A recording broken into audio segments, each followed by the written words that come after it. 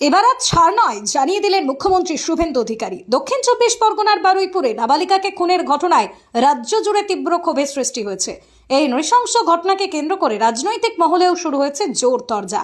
ঘটনার পর দ্রুত তদন্ত ও দোষীদের কঠোর শাস্তির দাবিতে সরব হয়েছে বিভিন্ন মহল। বারুইপুরের ঘটনায় কড়া বার্তা, দোষীদের সর্বোচ্চ শাস্তির আশ্বাস মুখ্যমন্ত্রীর। এই পরিস্থিতিতে মুখ্যমন্ত্রী শুভেন্দু অধিকারী বলেন, ঘটনার সঙ্গে জড়িতদের সর্বোচ্চ শাস্তি নিশ্চিত করা উচিত। অন্যদিকে মুখ্যমন্ত্রীও জানিয়েছেন, তদন্তে দোষ প্রমাণিত হলে আইন অনুযায়ী কঠোরতম ব্যবস্থা নেওয়া হবে।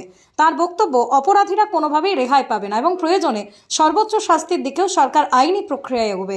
পুলিশ ঘটনার তদন্ত চালিয়ে যাচ্ছে। ইতিমধ্যে একাধিক তথ্য খতিয়ে দেখা হচ্ছে এবং তদন্তের ভিত্তিতেই পরবর্তী আইনি পদক্ষেপ নেওয়া হবে। এই ঘটনাকে কেন্দ্র করে রাজ্য জুড়ে বিচার ও নিরাপত্তা নিয়ে নতুন করে আলোচনা শুরু হয়েছে। এখন সকলের নজর তদন্তের অগ্রগতি এবং আদালতের পরবর্তী প্রক্রিয়ার দিকে। আইন অনুযায়ী তদন্ত ও বিচার প্রক্রিয়া সম্পূর্ণ হওয়ার পরই চূড়ান্ত সিদ্ধান্ত হবে। স্টোরি বাংলা।